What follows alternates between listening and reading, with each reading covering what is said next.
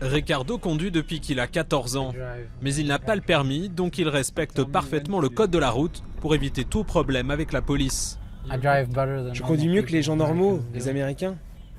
Ricardo est l'un des 12 millions de sans-papiers qui vivent aux États-Unis.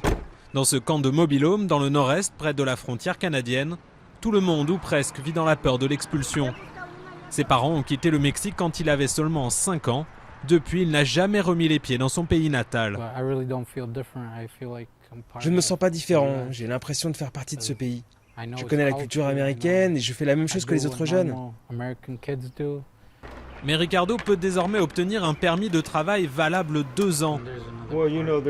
John est venu l'aider dans ses démarches. Les critères du décret du président Obama sont stricts. Il faut avoir entre 15 et 30 ans, être arrivé sur le territoire avant 16 ans, avoir l'équivalent du bac ou être passé par l'armée.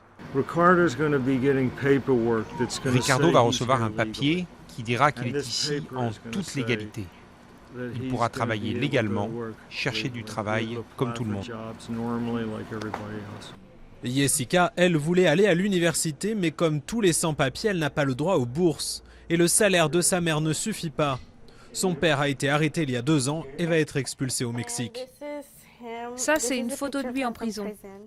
Maintenant que la jeune fille va demander des papiers temporaires, sa mère a décidé de rester et de ne pas rejoindre son mari au Mexique, même si Jessica ne pourra toujours pas obtenir de bourse. Nous méritons qu'on nous donne une chance. On n'a rien fait de mal. On n'est pas venu ici parce qu'on le voulait, mais parce que nos parents le voulaient.